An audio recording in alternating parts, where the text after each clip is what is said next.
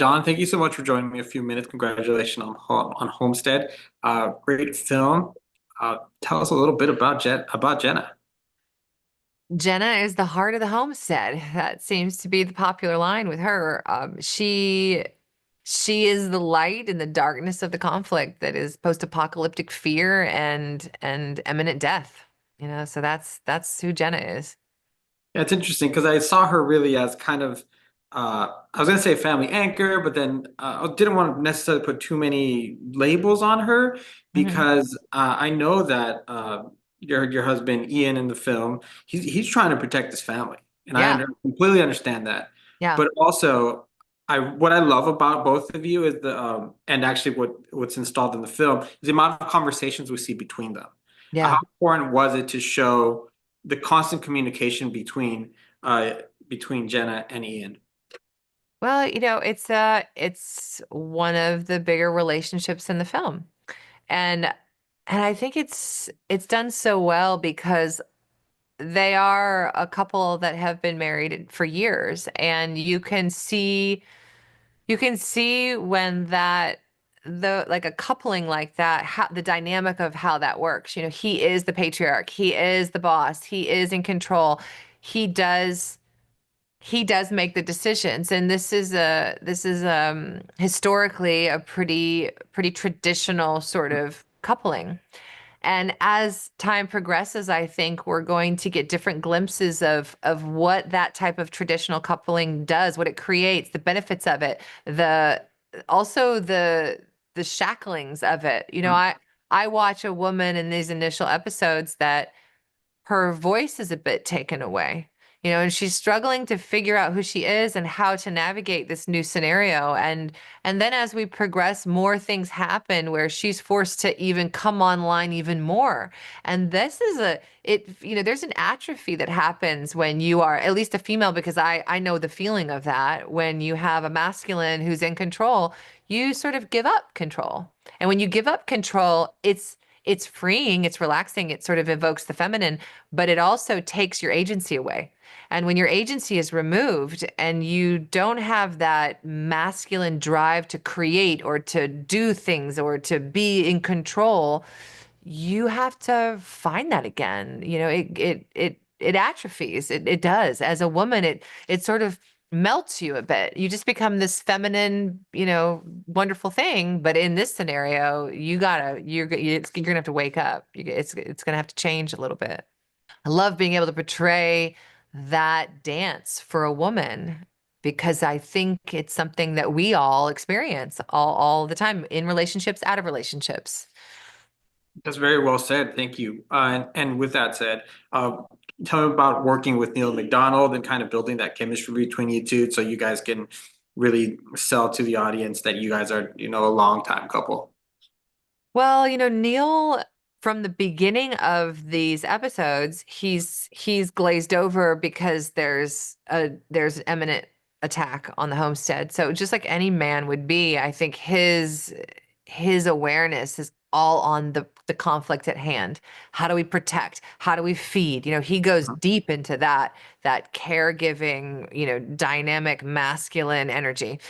And for her, it was always my sense, even as we filmed that, she's like had lost contact. There was a wall there that she couldn't penetrate, and she was trying to use the things that they had in common, which is God, and the way she speaks to him is like, it's gonna be okay. Like, God is gonna show up, and he's almost losing faith.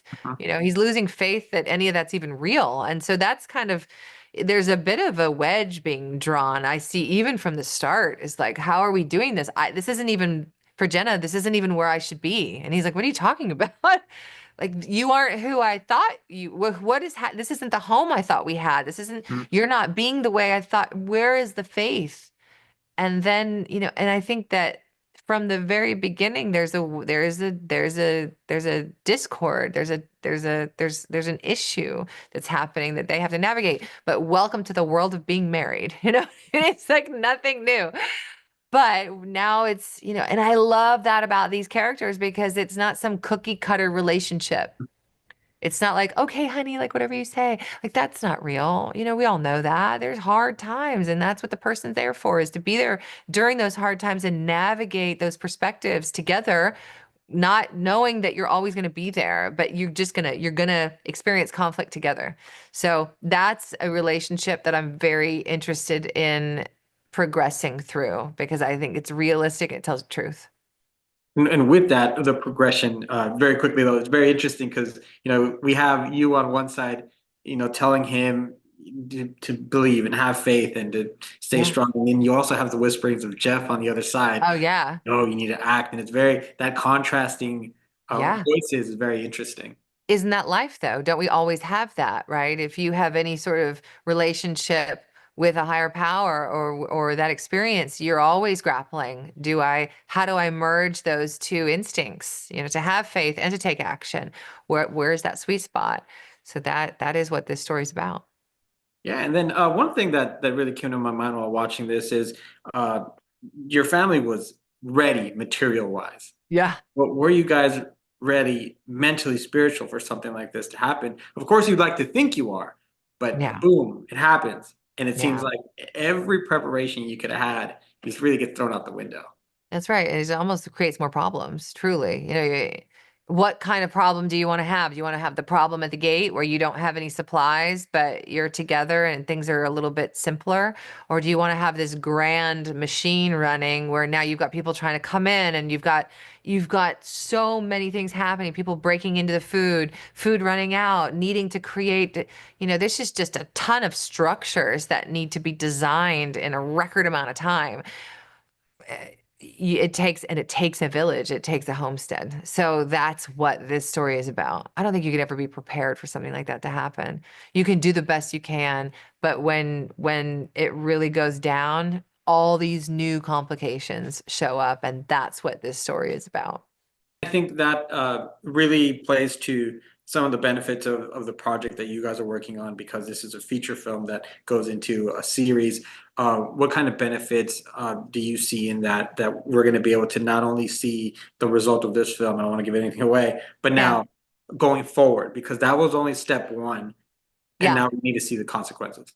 Well, what movie do you watch, if it's good, what movie do you watch that you wouldn't want to be able to go home and watch more of? I think it's the smartest concept anyone has ever. I mean, I can't believe hasn't happened till now. That's how I feel about it. So what another piece that I love too about this show is that not only is it a film that turns into a series, it also embedded within the story is a how-to guide, how to survive after an apocalypse. You can listen to the characters talking about how we sprouted the potatoes, and you can see these are actually products, these brand partnerships that we have embedded into this storyline and these visuals, they're actual processes that you would use and you could bring back to your personal land and activate. So everything from these watering systems, they have these terracotta watering systems to these solar generators to these, all of the things you would need in a situation like that. And by watching the show, you can go, you know what? I think we should have some bread makers that are tied to some solar jennies. You know what I mean? But we'll show you how to do it. Literally, it's a how-to guide on how to survive an apocalypse. And I love that part too, because, any other post-apocalyptic show, you're watching it and you're like, oh, wow, okay, that'd be my sword I'd use, or, I could like fashion that stick. But others outside of a weapon, what are you learning? This show actually shows you and teaches you discreetly, subtly, how you would survive, how potatoes and how sugar and grains, like those are your staples. And, so this is an interesting kind of show because it's a bit teaching you how to do it. Lots of benefits here. You get the warning really about your mental and spiritual state in a situation like this. You get the practical effect of what you're talking about now and how to survive. Yeah. So yeah, obviously it's a must watch. I think it's great. Oh Dawn, my thank you God. so Yeah. much for your time. Yeah, I you're welcome. appreciate Thank you it. so much. Okay. Thank you for spending a few minutes with me. Of course. Have the best day.